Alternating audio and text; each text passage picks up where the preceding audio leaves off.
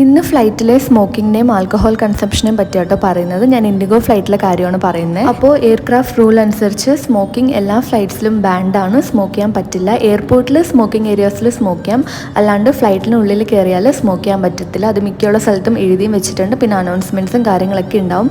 എന്നിട്ടും നിങ്ങൾ സ്മോക്ക് ചെയ്യുകയാണെങ്കിൽ നിങ്ങളെ വാർണിംഗ് ഒന്നും തരാണ്ട് അൺറൂളി ആയിട്ട് ഡിക്ലെയർ ചെയ്യും. ലാബറട്ടറീസിലൊക്കെ ആസ്ട്രേസ് ഉണ്ടെങ്കിലും നിങ്ങൾ സ്മോക്ക് ചെയ്യാൻ പാടില്ല. പിന്നെ ആൽക്കഹോൾ കൺസംഷൻ്റെ കാര്യം, ഡൊമസ്റ്റിക് ഫ്ലൈറ്റ്സിലൊന്നും ഇൻഡിഗോയിൽ ആൽക്കഹോൾ കിട്ടില്ല, വാങ്ങാൻ കിട്ടില്ല. നിങ്ങൾക്ക് അത് കൊണ്ടുവന്നാൽ പോലും ഡൊമസ്റ്റിക് ഫ്ലൈറ്റ്സിലൊന്നും ആൽക്കഹോൾ കൺസ്യൂം ചെയ്യാൻ പറ്റില്ല. പിന്നെ ഇൻ്റർനാഷണൽ ഫ്ലൈറ്റ്സിലേക്ക് നിങ്ങൾക്ക് ഡ്രിങ്ക്സ് വാങ്ങാൻ കിട്ടും.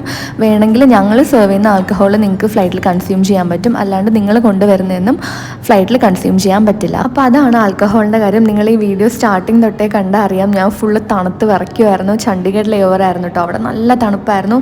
എയർക്രാഫ്റ്റ് ഡോസ് തുറന്നപ്പോൾ തൊട്ടേ തണുപ്പായിരുന്നു. അപ്പോൾ അത്രയേ ഉള്ളൂ ഇന്നത്തെ വീഡിയോ. ടാറ്റാ.